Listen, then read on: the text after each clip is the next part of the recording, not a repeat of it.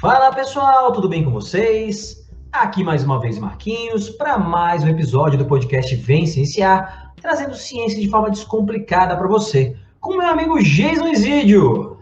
Olá, Marquinhos! Olá, ouvintes! Vamos juntos cienciar! E aí, Jason? Então a gente está aqui para mais um episódio e hoje a gente vai falar de um tema, né, que a gente já tinha conversado para falar há algum tempo, a gente foi protelando e tal, mas acho que agora, por vários motivos, esse tema está assim, precisando ser conversado aqui no Vicenciar, que a gente viveu e está vivendo ainda, né? Isolamento, distanciamento, e a nossa convidada vai tirar as nossas dúvidas sobre esse assunto. Jason, então, por favor, apresente a nossa convidada aí para a galera. Com toda certeza, Marquinhos. Olá, ouvintes. Prazer estar aqui de novo. Então, hoje é uma enorme honra e satisfação aí. A gente vai receber a Paola Barros Del Bem, que faz doutorado em psicologia aqui na Universidade Federal de Santa Catarina. Eu vou deixar ela se apresentar e falar um pouquinho mais a respeito aí das capacitações que ela tem, da graduação, mestrado, trabalho que ela desenvolve, aí a empresa que ela tem. Paola, seja muito bem-vinda, aí uma satisfação enorme te ouvir hoje para falar aqui um pouquinho de isolamento social, saúde mental aí em tempos de pandemia. Obrigada, Marquinhos e Jason, pelo convite, por poder estar falando um pouquinho sobre isso, sobre saúde mental, é sempre importante, independente de pandemia ou não.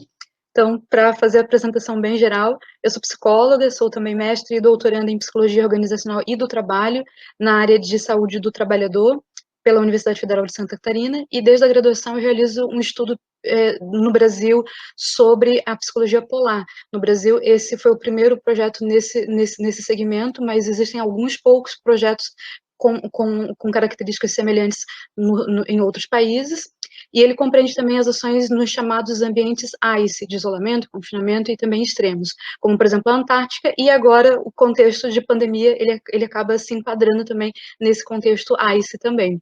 Eu tive o privilégio de estar em sete ocasiões na estação brasileira e nos navios coordenados pela Marinha do Brasil, na Antártica, e também participei de duas missões também à Antártica, mas acompanhando a Força Aérea Brasileira, acompanhando principalmente os voos de inverno que a Força Aérea Brasileira realiza na Antártica para suprir, para realizar toda a parte de reabastecimento da estação durante o período mais frio na Antártica.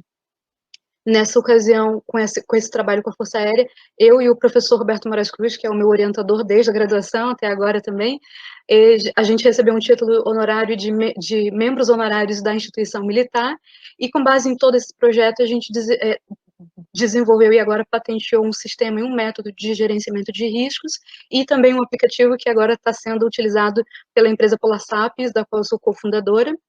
Essa experiência também me permitiu algumas experiências mais ampliadas agora na Associação Brasileira de Pesquisadores Polares em Início de Carreira. É uma associação pequena, mas que a gente tem o intuito de divulgar bastante, porque a pesquisa polar no Brasil, ela ainda é tá bem no início, né? Tem poucas pessoas conhecendo sobre isso, então é importante a gente divulgar, levar a palavra da ciência polar. E, recentemente, eu fui convidada também para compor um grupo de ação para a inclusão, diversidade e equidade do SCAR. O SCAR é o principal órgão de fiscalização das pesquisas polares na Antártica, um órgão internacional. Sensacional, Paola.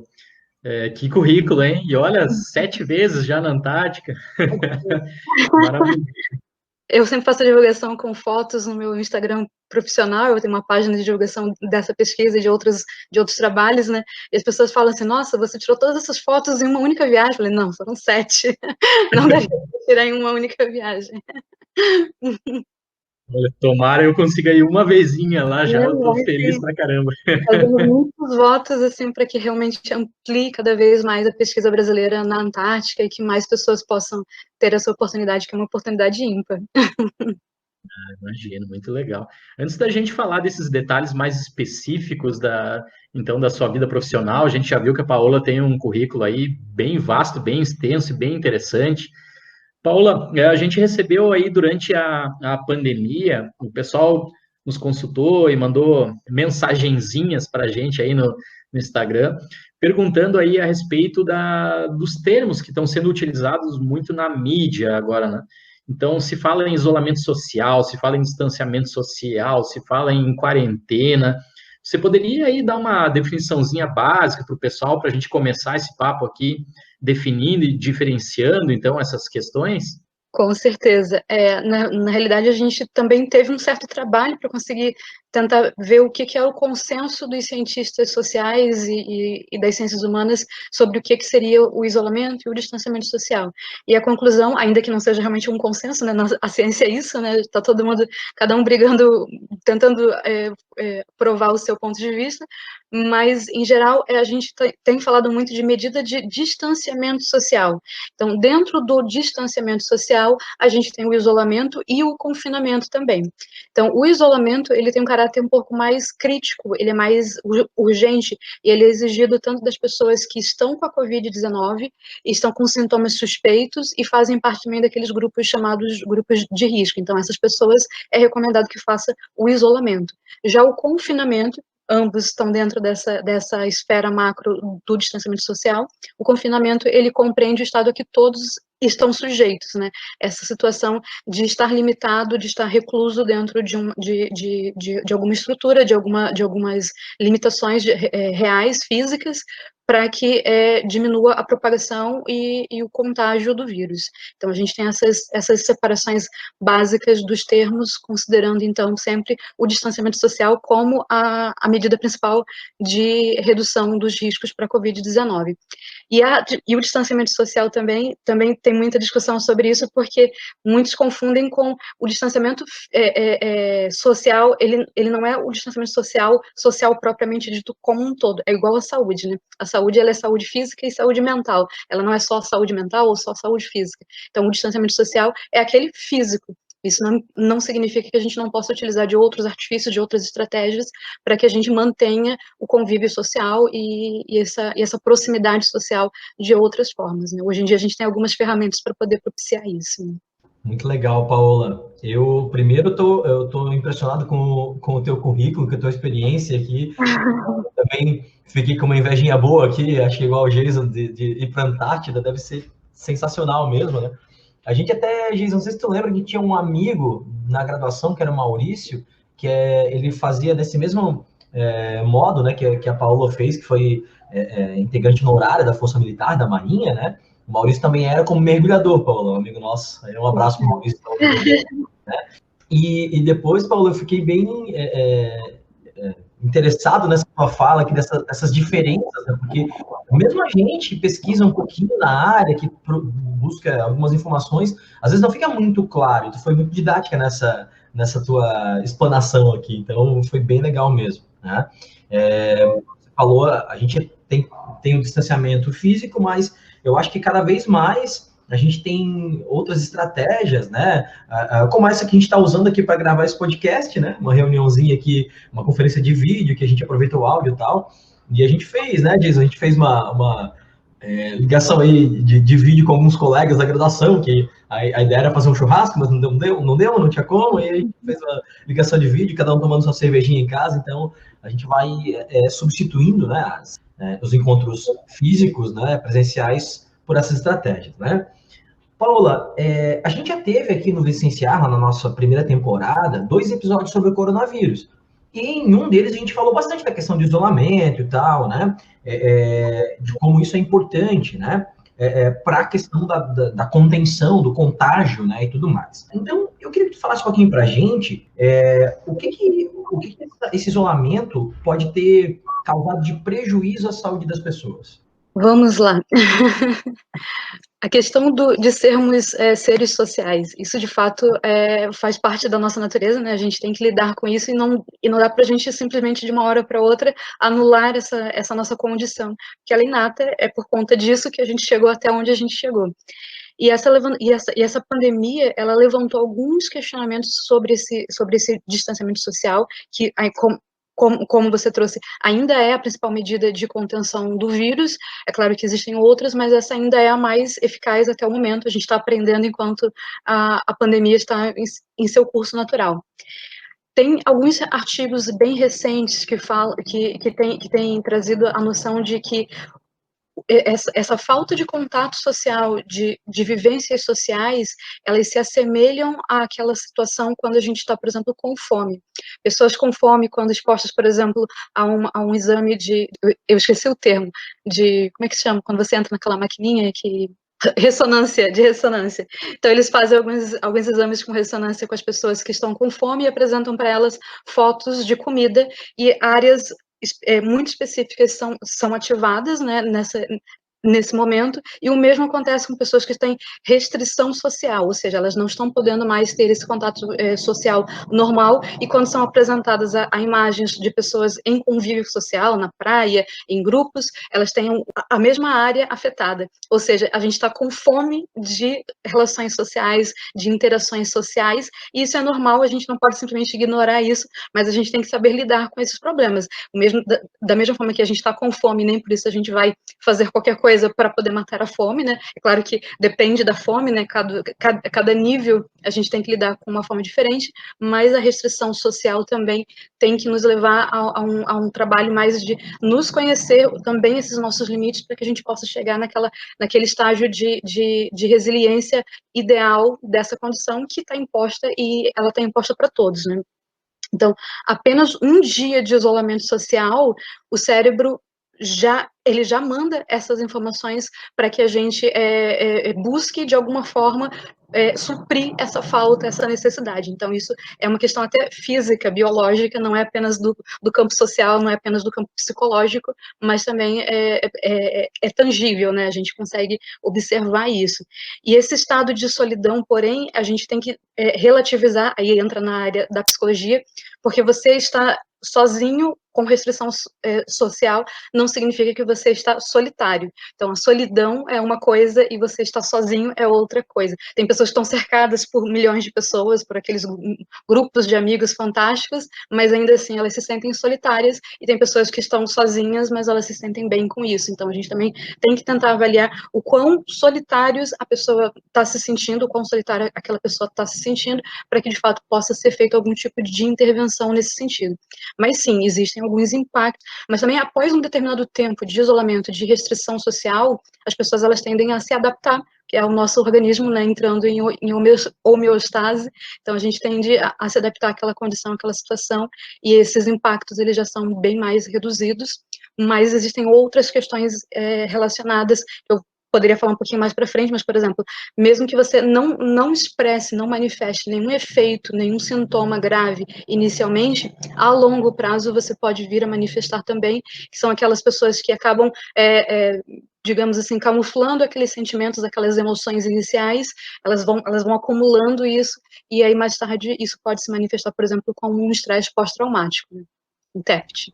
Giza, eu sei que você tem uma pergunta aí para a Paola, mas eu queria só fazer um comentário antes, puxando o gancho disso que a Paola falou, que eu gosto muito dessa parte de etologia, de comportamento animal, né, Paola? Eu gosto muito de ler sobre isso, e a gente sempre lê de vários autores que um animal, quando ele está em algumas situações, ele vai agir por instinto. Então, toda a construção social que ele tem, porque animais também têm uma construção social, ela fica em segundo plano, né? O instinto vai falar mais alto. E essas situações são basicamente fome, medo, né? Então, nessas situações, o animal vai agir por instinto, e aí o córtex cerebral não atua mais tanto, né, Geisa? Aí vai atuar mais a parte mais interna lá do encéfalo, né, e tudo mais. Por isso é muito importante uma educação emocional. É um termo assim pouco utilizado, uma expressão pouco utilizada, mas porque da mesma forma que a gente, por exemplo, aprende a andar e aos pouquinhos a gente vai primeiro dar os primeiros passos, mas tomba, cai, aí você sabe que eu tenho que levantar de novo.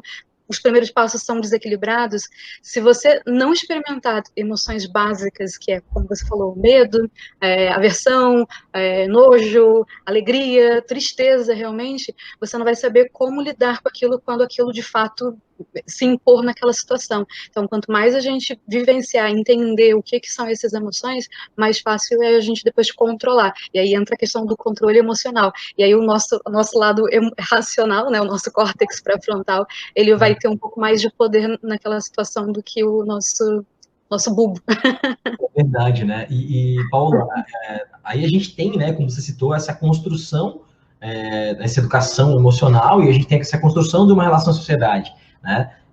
Só que isso também tem uma questão de construção como indivíduo, depois que a gente nasce e tal, mas, como a gente tem aqui um especialista em genética do comportamento, né, doutor Jason? A gente tem também uma questão comportamental já intrínseca no nosso genoma, né? E aí, quando você já tem, ao longo de sei lá quantas gerações, essa construção social, e de repente a gente precisa ficar isolado, eu acho que isso tem um impacto bem grande mesmo, né? Então, dá para fazer essa correlação, né, com o funcionamento do cérebro, até com a genética mesmo, né, Jason? De como o número de. A quantidade de casos de violência doméstica aumentou durante esse isolamento, né? E eu acho que isso tem essa consequência, né, Paula? Que o isolamento tem para a vida da pessoa, eu acho que tem um papel, não que seja todo o problema, mas é parte desse problema, né? Desculpa, eu acho que o Gerson tem uma pergunta, eu só queria comentar algo sobre isso que você falou sobre a violência doméstica, porque eu acabo trabalhando bastante sobre questões de gênero, também por conta desses trabalhos realizados na Antártica, a gente tem levado bastante para esse lado também. E aí a gente sempre menciona, agora o número de violência doméstica, de denúncias tem aumentado, mas tem aumentado a violência ou tem aumentado somente as denúncias relacionadas a isso? E é claro que o contexto de confinamento, você está constantemente na presença daquele agressor, isso também vai propiciar uma situação mais fácil para que novas ocorrências sejam praticadas por aquela pessoa.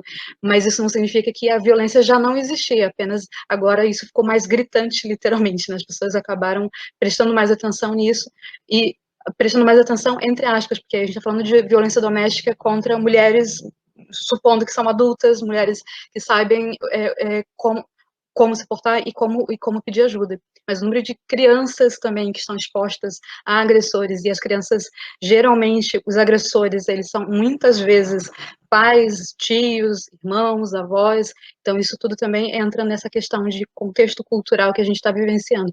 Trabalhei durante um bom tempo no SUAS, atendendo principalmente vítimas de violência sexual, e o principal número são crianças vítimas de parentes, de vizinhos. Então agora as pessoas estão muito mais expostas a esses agressores e não têm muitos recursos para poder lidar com isso, né? Já não tinham antes, agora tem menos recursos ainda. São coisas que a gente não pode simplesmente ignorar, mesmo que a gente tente partir para um lado mais prático, né? Isso também faz parte. Dureza. Nossa, esse dá um episódio inteiro, eu acho, né, Marquinhos? Violência sexual, abuso, essa coisa toda, realmente temas, infelizmente, a gente tem que tocar nisso no século XXI, né? Não sabia, Paola, que tu tinha trabalhado também com essa violência ligada ao gênero e tal, eu sou mais teu fã ainda. Eu já trabalhei com muita coisa, muitos anos de experiência. Olha só, eu vou puxar aqui um pouco, então, já pegando esse gancho realmente da tua experiência e da parte da educação emocional, que eu adorei, muito legal a pergunta que o Marquinhos colocou aí para ti. A gente sabe que você tem trabalhado, então, aí, tem desenvolvido a tua tese de doutorado com os militares, né, do Programa Antártico Brasileiro, lá do deserto do Atacama, montanhas e tal. Além de tudo isso mais que a Paula falou, da empresa dela, da Polar Sapiens, né, as viagens que ela faz. Então, puxando esse gancho da tua experiência pessoal lá com o pessoal nesses ambientes extremos, assim, de confinamento, né, e levando aqui para o lado realmente da pandemia, onde você já explicou nas tuas respostas anteriores, né, o pessoal tá isolado, está confinado aí durante a pandemia. Assim, pequenos apartamentos, pequenas casas com pessoas juntas, além desse lado, assim, da violência sexual, né, de repente um programa de TV que está tendo aí, está passando, o pessoal tá comentando isso em todos os lugares, roubei tua pergunta, Marquinhos. Será que tem algum tipo de prejuízo específico nessas situações, sendo mais claro, né, o pessoal aí que assiste o Big Brother Brasil, o que está acontecendo lá, Paola? Bom, como eu falei no começo, esse estudo que eu que eu participo não é o único que tem sido feito, né? Então, vários estudos sobre isolamento já estavam sendo conduzidos em vários países, em vários contextos distintos, né? Inclusive para simulação para viagens espaciais faz-se muito esse tipo de estudo, esse tipo de trabalho para entender como que as pessoas reagem e vão enfrentar esse isolamento e esse confinamento. E também a gente não, saindo um pouco até desses ambientes mais extremos, né, milhões de pessoas ao redor do mundo já estavam também em um isolamento de maneira autônoma ou de maneira forçada por diversas questões, né? Então elas viviam em restrição de contato ou isolamento geográfico, por exemplo, por longos, curtos ou períodos pré-determinados. Então eu acho que a principal diferença dessas pessoas, sejam autônomas, sejam pessoas que vão para esses ambientes extremos, ICE, seria a forma voluntária que elas se colocam nessas situações, e claro, nós estamos falando de pessoas institucionalizadas por qualquer outra razão, né? Pessoas que realmente querem estar nesses ambientes de isolamento e de confinamento. Então, agora, a diferença é que a gente está obrigado, a gente está forçado a estar nesse isolamento. Então, sempre que a gente ia para a Antártica, a gente muitas vezes brincava, inclusive sobre esse tal programa de TV que está hoje na boca de todo mundo, né? Sobre o Big Brother, porque parecia um Big Brother o tempo todo. A gente estava dentro de um navio, confinado dentro do navio. No máximo que a gente conseguia sair era, eventualmente, para poder ver o sol, ver a neve, ver alguma coisa. Dentro da estação também está confinado. Pessoas que iam para acampamentos, nunca tive essa oportunidade, mas pessoas que faziam acampamentos na Antártica também ficavam confinadas dentro de suas barracas. Então, era uma situação, mas ainda que fosse desconfortável, e sim, era bastante desconfortável, você não tem muito luxo, você não tem nada realmente que te atraia, exceto a sua pesquisa, a condução daquele trabalho específico, a gente ia de forma voluntária, muito mais do que voluntária, as pessoas brigavam por vagas para conseguir ter essa oportunidade na Antártica. E aqui é o contrário, né? Ninguém quer estar nessa situação, nem mesmo quem ia para a Antártica se sente confortável em estar nessa condição de isolamento, de confinamento, de forma forçada. Eu tenho uma história pessoal, né? Na minha família tem pessoas em condições de risco, e sempre que eu saio de casa para fazer alguma atividade, às vezes eu preciso, né? O mundo não para, a gente precisa continuar agindo, trabalhando, então eu me isolo voluntariamente por 14 dias dentro do meu quarto. Então agora eu estou isolada, hoje vai ser o 13º dia, amanhã eu saio do quarto e posso ter a minha vida novamente normal, convivendo com o restante da família nos outros cômodos. Mas por quê? Porque a gente conhece os riscos e sabe que algumas pessoas estão realmente mais em risco. Mas então, por que nem todo mundo se coloca dessa forma? Porque o impacto realmente é muito grande. Talvez o fato de eu já ter vivido em muitas situações de isolamento e de confinamento seja um pouco mais simples, então a gente não pode dizer assim, se eu consigo, então qualquer pessoa consegue. Não, existem questões que algumas pessoas realmente não conseguem, mas a gente até estava conversando um pouquinho antes dessa live começar, né, desse podcast começar, que algumas pessoas estão banalizando bastante o aspecto em prol da minha saúde mental para poder desrespeitar regras de segurança. Ainda que a gente leve em consideração todos esses aspectos científicos já comprovados, já em estudo neuronal, físico, fisiológico, social, a gente precisa entender que, como seres humanos racionais, evoluídos, a gente consegue ainda equilibrar algumas questões, mas de fato os impactos, os prejuízos são bem maiores, bem diferentes daqueles que a gente encontra quando a gente vai para a Antártica. O que não significa que pessoas que vão para a Antártica não sofram também com impactos, né? Elas sofrem desde solidão, isolamento propriamente dito, né? Mas as mesmas estratégias que a gente usa lá na Antártica para minimizar esses impactos, a gente tem utilizado aqui também nesse contexto de pandemia. Por exemplo, lá nem sempre eles conseguiam usar um telefone para entrar em contato com a família. Eles recebiam cartas. É uma coisa meio antiga, né? Mas eles recebem cartas, e essa era uma das cargas mais preciosas que eles recebiam durante o inverno, porque nem sempre eles conseguiam realmente conexão, um telefone funcionando, então a carta é o contato social. Então, aquela coisa do distanciamento social, está distante, mas não está tão distante assim, desde que a gente consiga ainda, de alguma forma, manter a interação. Né? Que legal, Paula. Você falou muito bem, né? A questão das pessoas usarem, às vezes, como desculpa, né? A saúde mental para eu não consigo entender o quão necessário é para a tua saúde mental tu se meter numa festa, né, e ficar ali se acotovelando com um monte de gente lá num pagode, num sertanejo, num rock. Então dá para te fazer tua festinha, talvez, lá com os seus, né, 5, 6 amigos mais próximos, mantendo certo isolamento, né, já que você quer fazer alguma coisa, do que ficar, né, num lugar que você, sei lá, 300, 400 pessoas você não conhece. Então eu acho que isso é desculpa e para mim até um pouco de falta de empatia e de responsabilidade, assim, né? A gente fala muito da responsabilidade social, né? A gente tem a nossa responsabilidade conosco, mas a gente também tem uma responsabilidade cívica, né, com os outros, de cuidar também dos outros, e isso em todos os aspectos, né? Você, por exemplo, se você tiver uma doença sexualmente transmissível, por exemplo, e souber disso, e mesmo assim você tiver relações sexuais com uma pessoa sem avisar aquela pessoa e sabendo que você pode contaminar aquela pessoa, você está sendo criminoso com aquela pessoa, por exemplo. É um exemplo muito, muito simples, mas que eu acho que explica isso. A partir do momento que a gente não tem certeza, mas que a gente está em risco, que a gente pode estar transmitindo, que a gente pode estar sendo um condutor, e mesmo assim, tudo bem, se pegar, pegou, se morrer, morreu, porque todo mundo morre um dia. Então, se a gente utilizar sempre esses argumentos, essas falácias, a gente, tudo bem, faz o que a gente quiser, mas a gente também aguenta as consequências que a gente tiver que aguentar, né? Depois colocar a consciência para jogo. O Geiso sempre fala aqui, Paola, que vacina, por exemplo, não é uma questão de opinião ou de tua liberdade, é uma questão de saúde pública, uma estratégia de imunização pública, e a partir do momento que você, né, tem uma doença como a Covid-19, você não quer simplesmente tomar vacina, você está sendo irresponsável e acho que, dependendo do contexto e da interpretação, até criminoso mesmo, né? Então, isso é uma coisa que tem que ser muito discutida. Hoje em dia se fala muito, né? Tá uma onda de liberdade individual acima do coletivo, né? E aí isso é muito complicado, né? As pessoas estão regredindo. Bom, quando a gente comentou alguma coisa aqui que se fala já em terra plana e tudo mais, então a gente está regredindo muito. A primeira coisa que eu ouvi quando eu voltei da Antártica pela primeira vez, lá em 2014, né? Isso, olha, já faz um tempinho, né? Então a gente pensa assim, isso é uma coisa recente? Isso é um fenômeno recente? Não, isso é uma coisa bem antiga. Perguntaram, então, você viu a borda do planeta? É um paredão mesmo?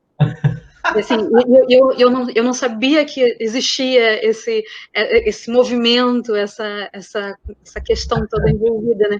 Então eu fiquei meio assim, não tinha. Tem paredões, né? Paredões de gelo, mas não é a borda do planeta. Aí eu fui tentar toda fazer uma explicação, não sou física, mas ainda assim, minimamente, né? Estudamos isso no ensino médio, então a gente tenta dar aquela explicação bem básica de como é que funciona a coisa, mas é complicado.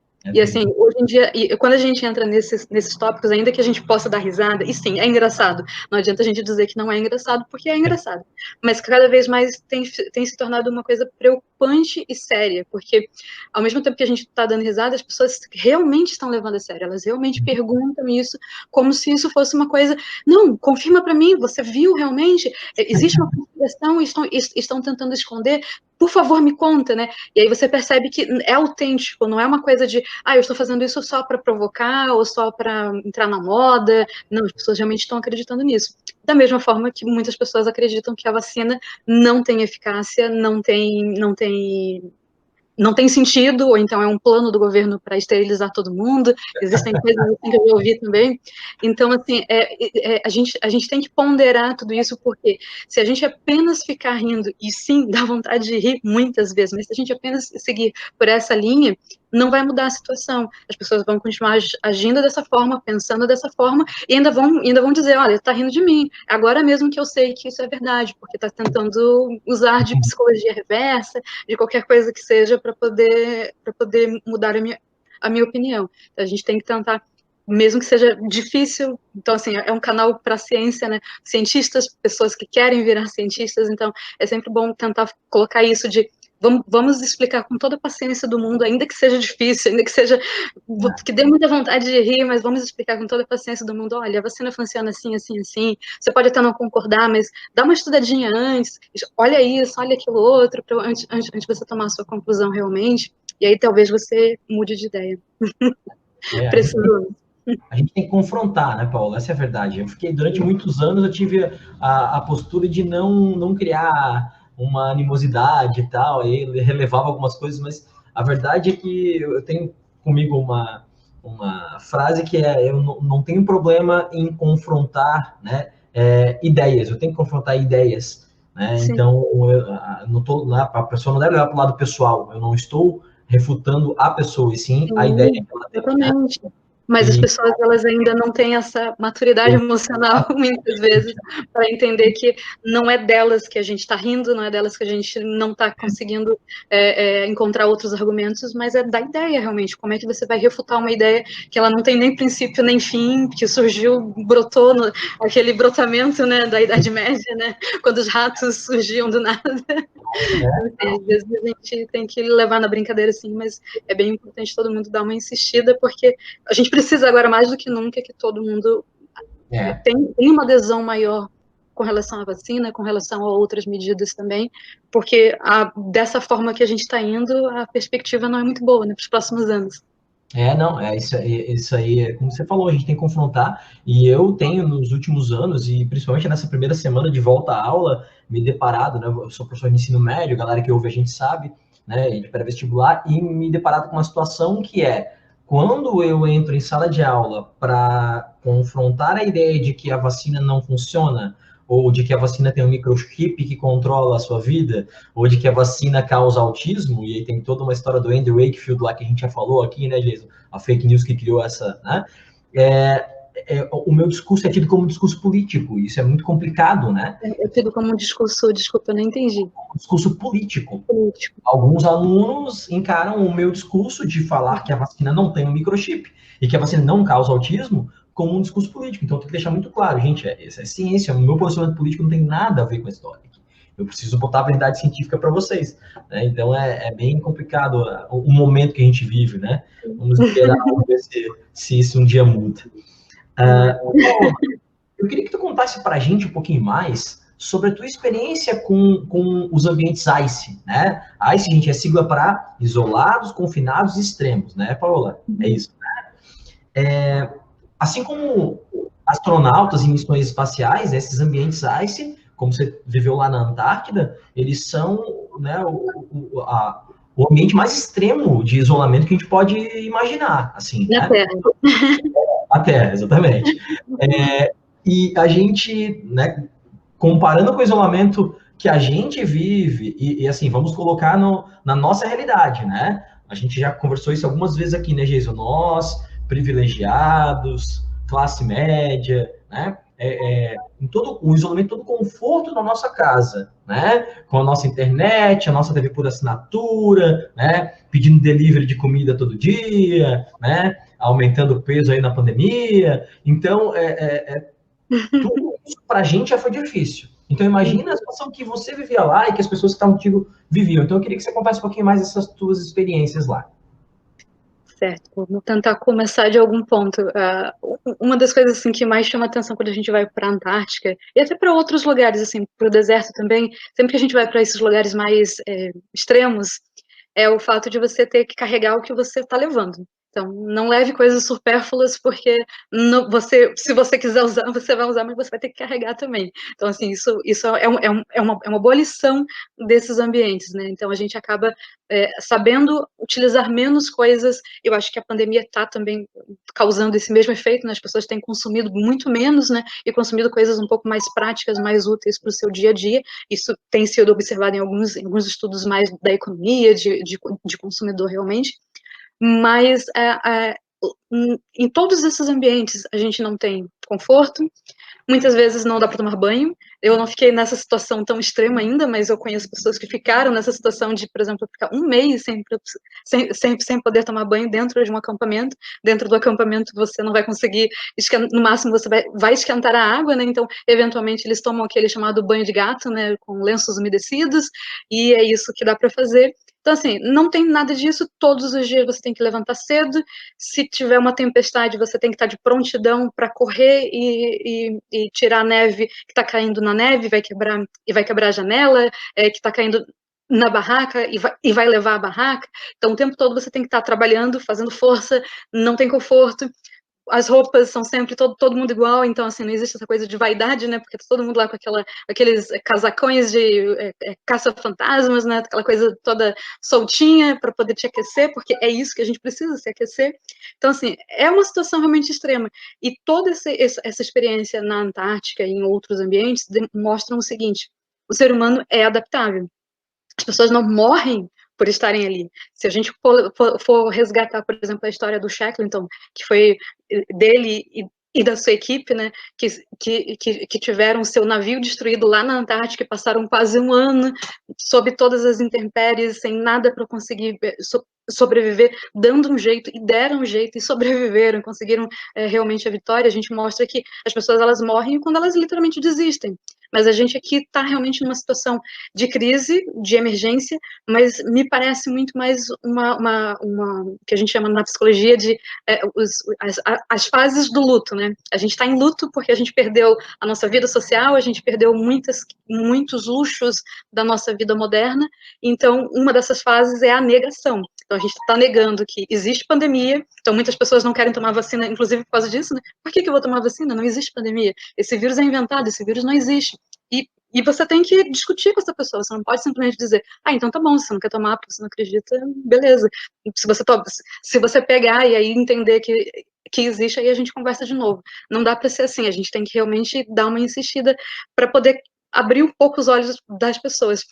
E muitas vezes eu me coloco até num outro papel. Por favor, me prove que eu estou errada. Então, se eu não consigo te provar que eu estou certa, então me prove que eu estou totalmente errada e que seu ponto de vista faz sentido. E as pessoas começam a falar, mas é porque eu já ouvi isso.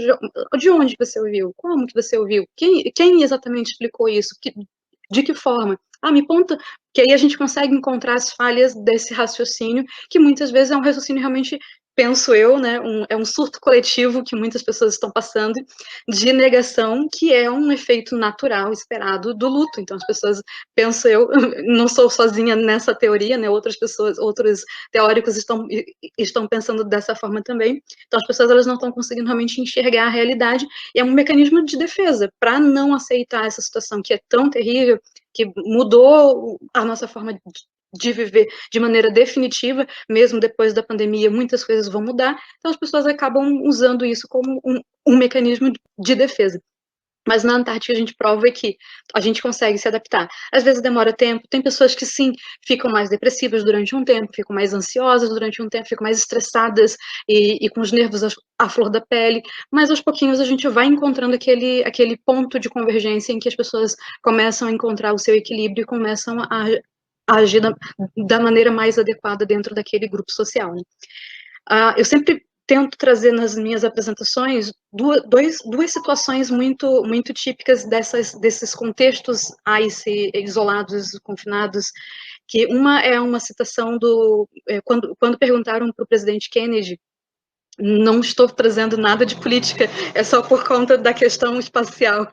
Não tenho nada, nem sei, nem tenho interesse em discutir essa questão específica daquele período, mas perguntando para ele por que ele investia no programa espacial numa época que tinham outros interesses, outras demandas, como sempre, né? Até hoje em dia as pessoas perguntam por que continuam investindo em ciência disso, em ciência daquilo, com tantos outros problemas para serem resolvidos. E aí a resposta dele foi citando uma outra pessoa, né, o primeiro homem que conseguiu escalar o Everest, George Mallory, que disse, porque está lá. Se está lá, se a gente consegue ver, se a gente consegue, ou pelo menos imaginar de alguma forma, a gente vai, eu digo humanidade, né, os seres humanos, vai dar um jeito de conseguir chegar naquele ponto e vai dar um jeito de conseguir mecanismos para fazer isso, para tornar isso real. Então a gente acaba evoluindo junto quando a gente tem uma motivação. A motivação ela pode ser a engrenagem dessa nossa evolução, e isso é muito bom. Agora, por exemplo, durante a pandemia, quantas revoluções científicas estão acontecendo, quantas vacinas não estão sendo produzidas de uma maneira muito mais rápida, novas metodologias, novos medicamentos estão sendo acelerados, porque a situação exige. A gente está vislumbrando lá aquele horizonte de um dia não teremos mais pandemia, não teremos mais que usar máscaras, não teremos mais que ficar usando álcool em gel. Então, para isso acontecer, a gente precisa investir, sim, em formas, e a gente vai progredir, a gente vai evoluir bastante nesse sentido.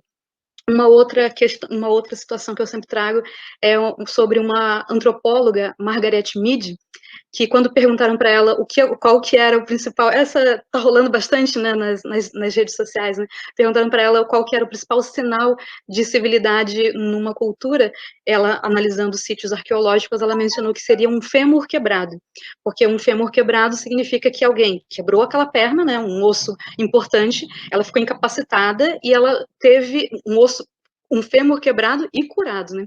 Porque essa pessoa ficou ali sob cuidados de alguém durante algumas semanas, pelo menos, até poder se recuperar completamente, e então toda aquela comunidade percebe que todos os membros são importantes. E é isso que a gente vê também muito na Antártica e que pode ser trazido para a nossa realidade, que a gente chega lá, tem uma frase que eles comentam muito que é chega junto, sai junto, né? É uma frase também da Marinha, propriamente dita, não é tanto do contexto antártico, mas que lá acaba sendo repetido muito, muito, muito, porque todo mundo é importante. As comunidades são pequenas, né, os grupos são pequenos, mas todo mundo ali é importante. Se uma pessoa falha, se uma pessoa não está disponível, se uma pessoa acontece alguma coisa, vai desestruturar toda a comunidade, e mais do que isso, se aquele pequeno grupo volta com menos uma pessoa, é um fracasso. Por mais que eles tenham conquistado uma série de outros fatores, né, de outras conquistas, realmente, aquilo vai ser um fracasso. E hoje em dia a gente vive muito nesse negócio de, se morrerem só os idosos, como se só os idosos fosse ok, se morrerem só as pessoas com comorbidade, ok. Se morrer qualquer pessoa durante uma pandemia, e nós seres humanos, humanidade, com todos os recursos que a gente tem, com toda a nossa evolução, permitiu isso, então é um fracasso? Já é um fracasso, então a gente já está vivendo esse fracasso, mas a gente pode minimizar bastante esse fracasso, tentando mostrar que, de repente, chega aí uma civilização alienígena, quem sabe, tomara, né, para nos salvar, e aí eles vão perguntar, o que vocês fizeram durante aquela pandemia? Cada um fez a sua parte. E, assim, dificilmente as pessoas vão ver a comunidade como um todo, a humanidade como um todo, como um grupo que fez uma parte, um grupo que fez outra parte. A gente vai ver o histórico geral, o resultado geral daquela ação. Nesse momento, a gente está realmente em fracasso, porque a gente não está conseguindo ter sucesso na retenção, na contenção dessa pandemia, de maneira bem sucedida. Paulo, até a pergunta que eu te fiz agora, tinha uma outra coisinha que eu queria te perguntar e acabei esquecendo. Né? Eu queria saber dessa tua experiência e tal, e realmente deve ter sido fantástico, assim, eu fiquei só imaginando como deve ser difícil e fantástico, né? Mas eu queria também, se tu pudesse expor para a gente, o que a gente pode fazer para diminuir os impactos, né, desse isolamento no nosso dia a dia. Eu imagino, né, que uma das coisas para quem tem acesso, obviamente, nem todo mundo tem essa possibilidade, seria fazer terapia, por exemplo, mesmo online, né?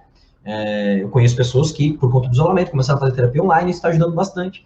E até eu ouvi uma frase que eu não sei de quem é, se souberes aí, pode até me dizer que a frase é: você merece fazer terapia. Não você precisa, você merece fazer terapia. Todo mundo Eu nunca ouvi essa frase, mas eu já ouvi uma que é assim: você devia fazer terapia, tinha que ser um elogio, tinha que ser uma declaração de amor. Porque as pessoas levam isso para o lado negativo, né? Você devia fazer terapia, como se fosse, você tá horrível, não consigo conviver com você. Olha, você devia fazer terapia, você ia ficar uma pessoa ainda melhor do que você já é se você fizesse terapia. Pois é, eu tô me enrolando para conversar, assim, porque todo mundo precisa, né? E tô me enrolando por vários motivos, trabalho e tal, mas é um amigo... Mas existem outros recursos, assim. A gente vai sempre recomendar, particularmente pelo lado da psicologia, eu vou sempre recomendar, sim, que as pessoas façam terapia, mas a pessoa vai ter que fazer terapia se ela achar realmente que precisa de terapia. Tem outras pessoas que encontram outros meios de encontrar o seu conforto, o seu ponto de equilíbrio, né? Tem pessoas que fazem meditação, tem pessoas que vão buscar uma religião, tem pessoas que vão buscar trabalho, mesmo que isso nem sempre seja uma coisa muito saudável, né? Porque você não pode também transpor tudo para o trabalho, porque isso vai te sobrecarregar de alguma forma. Mas existem sim outras ferramentas. O que eu vou apenas tentar puxar um pouco de, não querendo desmerecer de forma alguma outras profissões, mas se forem buscar fazer terapia, busquem profissionais formados em psicologia ou psiquiatria. Eu sei que existem outros profissionais que também fazem terapia, mas profissionais psicólogos e psiquiatras estudaram por pelo menos 5 anos cada um, então eles têm uma base real para poder oferecer aquele serviço, e mais do que isso, eles seguem procedimentos éticos. Então, se buscar qualquer tipo de profissional, mesmo que ele tenha lá super gabaritado, coach do ano, não sei o quê, assim, nem sempre isso vai te trazer benefícios, às vezes pode até prejudicar e trazer outros problemas que você nem estava realmente tentando mexer, que não eram realmente da sua vivência, por conta de um trabalho não tão especializado. É verdade. Eu quero mandar um abraço para um amigo meu aqui que é psicólogo, Evandro. Então, Paula, fala para a gente o que a gente pode fazer para minimizar esses impactos, né, do isolamento na nossa vida. Recentemente, o laboratório que eu faço parte, do Fator Humano, também da UFSC, a gente desenvolveu uma cartilha. E assim, eu estou puxando sardinha para essa cartilha, mas existem muitos outros materiais aí disponíveis. Então, atualmente, a pandemia, ainda que tenha suas questões negativas, né, mas toda crise tem suas oportunidades, e mais do que nunca as pessoas estão falando muito em saúde mental e estão produzindo muito material sobre isso.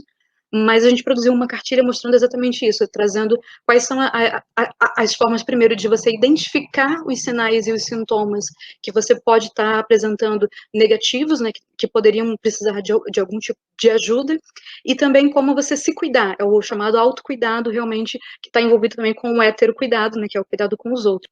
Em primeiro lugar, a gente não precisa decorar todos os sintomas, todos os sinais. Seria o mesmo que a gente pedir para que todo mundo decorasse todos os sintomas e sinais de doenças físicas. Ninguém consegue fazer isso. Mas sempre que a pessoa perceber alguma coisa que está incomodando, que está causando algum tipo de prejuízo, tanto para a sua vida como para aquelas pessoas que estão ao redor, ela está constantemente ouvindo que o seu comportamento, que as suas atitudes não estão sendo corretas, não estão sendo adequadas, então é um momento que você tem que chamar atenção e você deve, sim, buscar algum tipo de ajuda. Nesse momento de pandemia e em contextos de isolamento, confinamento e extremos, a gente encontra alguns padrões, alguns paralelos, né? As pessoas tendem a apresentar um pouco mais de sintomas depressivos, ansiogênicos, de estresse. Também o consumo de álcool e outras substâncias psicoativas tem aumentado. É uma tendência que isso aumente, então a gente tem que ficar tomando cuidado também com isso, porque muitas vezes isso é utilizado como uma fuga, né, o que a gente chama de coping disfuncional. Então você buscar eventualmente uma bebida, ok, mas se isso vira um hábito, vira uma constante só para você esquecer a realidade, esquecer os problemas, então já é realmente um problema. E comportamentos também agressivos que podem causar outros tipos de problemas. Então, a gente não está falando apenas só de comportamentos agressivos dentro de casa, de violência doméstica, mas comportamentos agressivos que possam realmente explodir e podem trazer prejuízos. O que fazer, principalmente? Temos uma lista de diversos mecanismos de autocuidado. Primeiro, os básicos, né, aqueles fisiológicos. Consumir água é básico, e aí a gente volta naquela questão que vocês trouxeram muito bem, né? Considerando que nós somos privilegiados, que estamos dentro de casa, classe média, nem todo mundo tem acesso à água. Então, todo mundo que tem acesso a esses recursos básicos, então, buscar sempre ingerir água, alimentos, ter refeições de maneira mais calma. Tem muitas pessoas que acabam misturando um pouco o home office com a vida, e aí estão comendo, e estão numa live, e estão trabalhando, e estão fazendo uma série de coisas. Então, não, ter um momento realmente próprio para realizar as suas refeições, para ingerir os medicamentos que você precisa também, então ter esse controle, criar uma rotina também é extremamente importante. Lá na Antártica a gente não precisa criar uma rotina porque todo dia acontece muita coisa, então já trazendo assim algumas curiosidades, né? Você acorda cedo, vai dormir super tarde e tá ali o dia acontecendo. As experiências principais que eu tenho na Antártica são durante o verão, e no verão porque a Terra é redonda, então é muito importante mencionar isso, a gente tem uma incidência solar muito maior durante o verão do que durante o inverno. Então, a gente não existe só verão e inverno, mas didaticamente se divide as estações em verão e inverno. E durante o verão, o dia amanhece por volta das 4, 5 horas no máximo, e vai se pôr meia-noite, 1 hora da manhã, então o tempo de noite é muito curtinho. Então o tempo de dia é muito maior, e o tempo de sol, de luminosidade solar maior, acaba produzindo mais cortisol, o nosso cérebro entende que a gente está acordado, então o dia todo a gente está trabalhando, a gente está fazendo alguma coisa para poder estar adequado àquele contexto. Aqui, durante a pandemia, tem muita gente em casa, então começa a criar rotinas. Exercícios físicos é muito importante, mesmo não precisa ser pela questão estética, mas pela questão realmente de saúde. 10 minutinhos por dia, muitas pessoas falam que muitas pessoas falam que 10 minutos é muita coisa e não vai ser possível cumprir esse momento, mas sim, é importante você ter algum momento para que você consiga realizar as suas coisas, né? Cuidar de você realmente. É basicamente isso. Ah, muito legal, sensacional, Paula. Aprendi um monte aqui. Até vou colocar algumas coisas em prática na minha própria vida. E eu queria, assim, deixar uma última pergunta para ti, porque realmente a gente já fez esse questionamento aqui, eu e o Marquinhos, a gente prometeu que ia ouvir isso de um especialista, né? Que não adianta a gente ficar sendo achista aqui ou ficar debatendo reportagem, coisas assim. É muito melhor uma pessoa que entende, que trabalha com isso, aí a gente aceita mais tranquilamente a opinião. Uma das grandes desculpas, como o Marquinhos falou ali anteriormente, que as pessoas dão para fugir do isolamento social é a questão da saúde mental, né?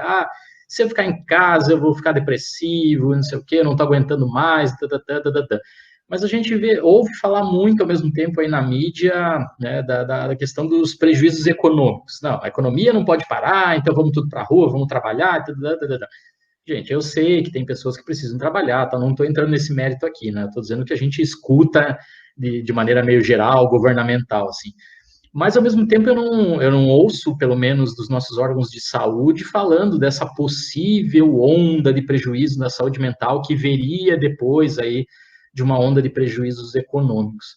Você, Paula, como especialista aí na área da psicologia e com toda essa vasta experiência, né, em ambientes isolados, extremos e tal, você acredita que a gente vai viver futuramente pós uma onda de problemas econômicos aí causados pela Covid-19, a gente vai entrar numa onda assim de doenças psiquiátricas, transtornos psiquiátricos aumentados na nossa sociedade, né? Então, ansiedade, depressão, pânico vão aumentar nos próximos anos.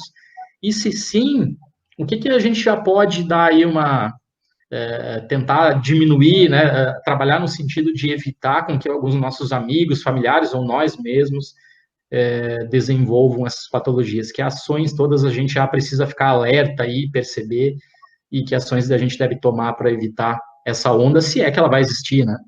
Muito excelente essa pergunta, né? Assim, as pessoas durante muito tempo discutiram muito que haveria essa crise econômica, a crise econômica veio, com ou sem as medidas, né, para todos os países que aderiram às medidas de distanciamento e países que não aderiram, agora é uma crise generalizada, e a crise econômica, que eu digo, ela inclusive vai impactar também na saúde mental. Então, é um dos chamados fatores de risco para impactos negativos à saúde mental.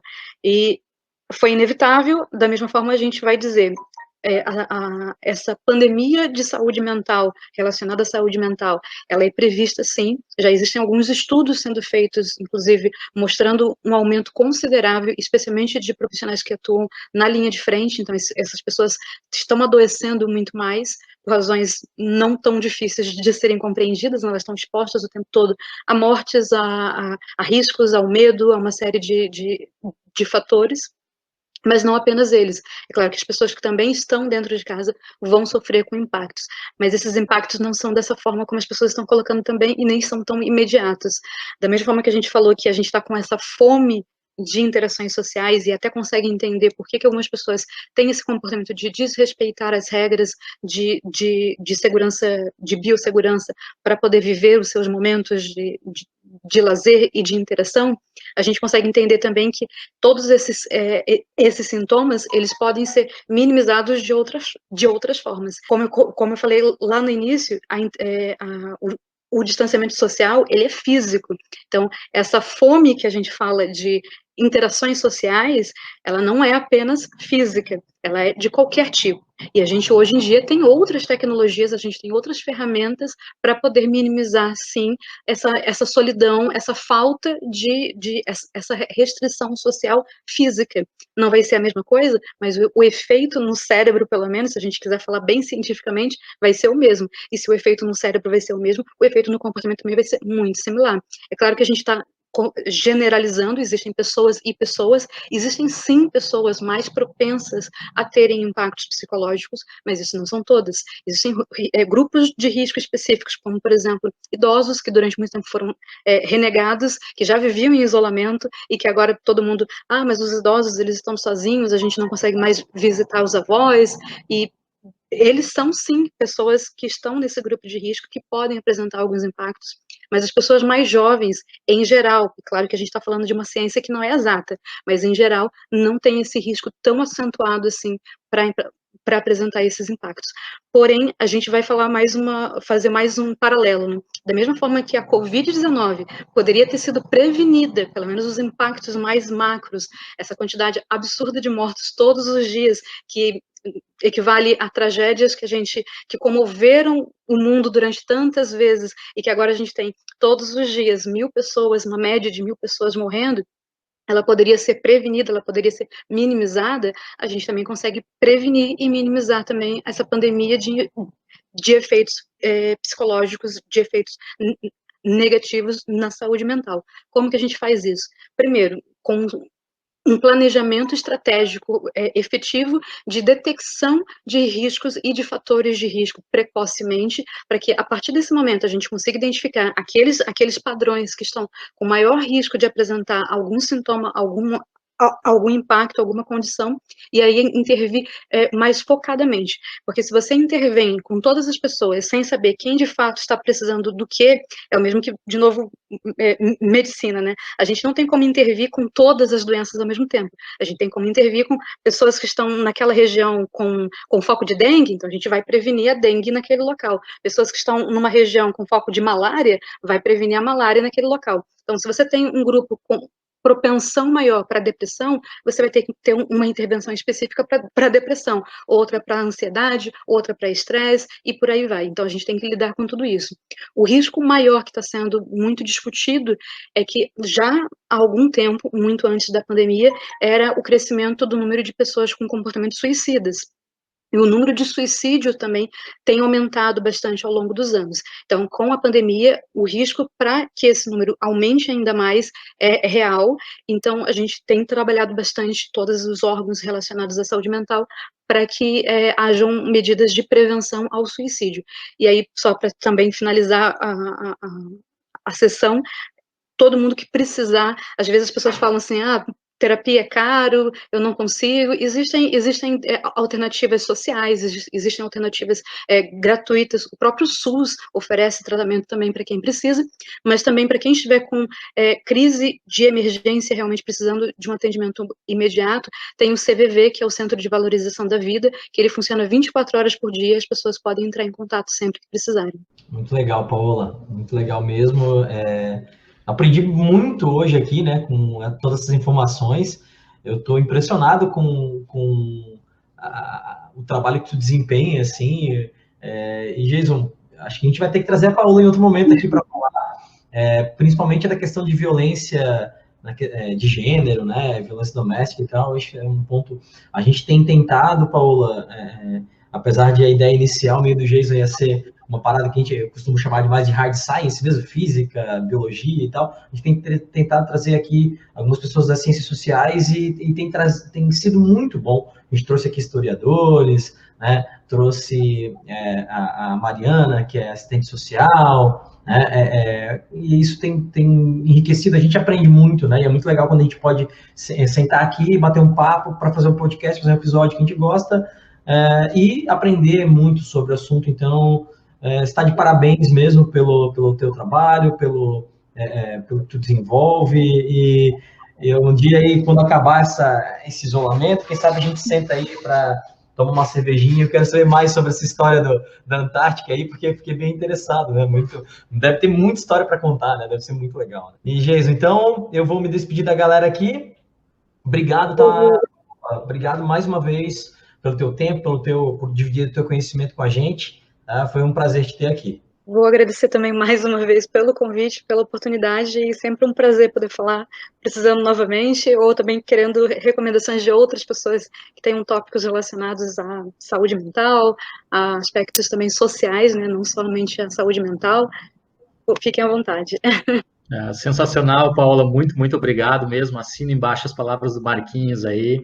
Com certeza vamos te trazer para falar novamente. A gente sabe que tua agenda é bem concorrida, tem várias funções aí, mas a gente dá um jeito de te trazer aqui novamente. Grande abraço aí para ti, muito obrigado. Valeu, Marquinhos, aí, até a próxima, meu querido. Obrigada, Jason. Obrigado, Marquinhos. Obrigado, Paula. Obrigado, Geise. Até a próxima, gente. Sigam o Vencenciar nas redes sociais, @Vencenciar no Instagram e no Twitter. Temos página no Facebook, temos canal no YouTube. O nosso e-mail é vencenciar@gmail.com. Por esses canais você pode tirar sua dúvida, mandar sua crítica ou sugestão. Estamos nos principais tocadores de streaming de áudio. Estamos no Anchor, Apple Podcasts, Google Podcasts, Spotify, Podtail, Breaker, Castbox e logo estaremos em outros.